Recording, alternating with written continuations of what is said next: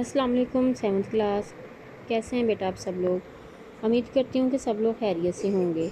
Subject है science और science में हम लोग कर रहे हैं चैप्टर नंबर 2 जो कि है human respiratory and circulatory system, यानी कि इंसानी रेस्पिरेटरी और सर्कुलेटरी सिस्टम के बारे में इसमें सारी इन्फॉर्मेशन दी गई है हमें। तो इसमें बेटा हम लोग इसकी एक्सरसाइज कर रहे थे। एक्सरसाइज में इसमें हमारा 2.1 और 2.2 क्वेश्चन कंप्लीट हो चुका था। प्रीवियस लेसन में हम लोगों ने इसका 2.2 जो क्वेश्चन था डिफरेंशिएट बिटवीन देम कुछ टॉपिक्स थे वो हम लोगों ने क्लियर कर लिया था। तो चलिए यहाँ चलते हैं एक्सरसाइज की तरफ और देखते हैं कि हमारे पास नेक्स्ट क्वेश्चन कौन सा है। पेज नंबर है हमारे पास 31 और इसमें अब ये देखेंगे कि हमारे पास जो था क्वेश्चन नंबर 2.2 वो हमारा कंप्लीट हो चुका था, क्योंकि प्रीवियस लेसन जो हमारा था वो था differentiate between capillaries and the alveoli. तो ये हमारा लेसन लास्ट लेसन में हो चुका है। तो नेक्स्ट क्वेश्चन हमारे पास 2.3 जो कि है गिव शॉर्ट आंसर्स, यानी कि हमने शॉर्ट आंसर्स इनके देने हैं। तो उसमें पार्ट 1 है हमारे पास नेम द बॉडी पार्ट्स, यानी कि ऐसे बॉडी पार्ट्स के नाम लिखें इन्वॉल्व जो कि शामिल हैं इन ब्रीथिंग सिस्टम में शामिल है, यानी कि सांस लेने के अमल में जो बॉडी के जिस्म के हिस्से इन्वॉल्व हैं या शामिल होते हैं, हमने उनके बारे में इसमें लिखना है। ठीक है, ये हमारा है पहला short question, question number 2.3 part 1।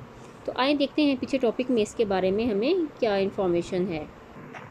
इसके लिए 7th क्लास बेटा आप लोगों को आना पड़ेगा पेज नंबर 20 पे, और यहाँ पे देखें ये ब्रीथिंग का टॉपिक है और इसके सामने ये हमें एक डायग्राम दी गई है। नीचे देखें डायग्राम में क्या लिखा हुआ है, रेस्पिरेटरी सिस्टम इन मैन। अब ब्रीथिंग का प्रोसेस है और उसमें उन्होंने कहा था कि जो उसमें बॉडी पार्ट्स हिस्सा लेते हैं या शामिल हैं उनके बारे में हमने डिस्कस करना है या जस्ट उनके नेम राइट करने हैं।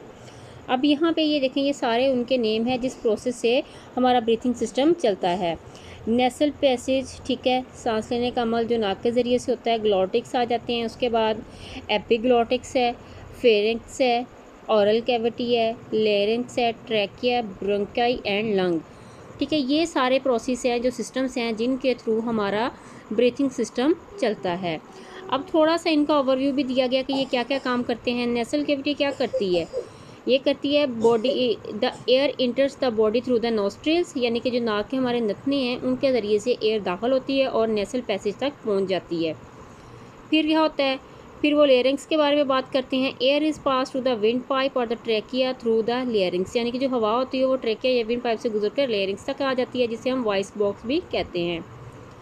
Opening of air passage in the larynx is called the ग्लॉटिक्स।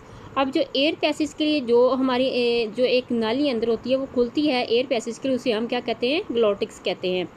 और उसके ऊपर जो ढक्कन होता है, ठीक है, has a lid called the epiglottis, तो उसको हम एपिग्लॉटिक्स कहते हैं। फिर एपिग्लॉटिक्स क्या करती है, ये प्रिवेंट करती है फूड को फ्रॉम इंटेड द ट्रेकिया, यानी कि जब हम खाना खा रहे होते हैं तो जो फूड जो भी खाना हम खाते हैं तो वो उसको सांस वाली नाली में जाने से रोकती है, यानी कि जो एपिग्लॉटिक्स है वो उसके ऊपर आ जाता है ताकि खाना है वो ट्रेकिया पे ना चला जाए। Trachea divides into the tubes called the bronchi, singular bronchus.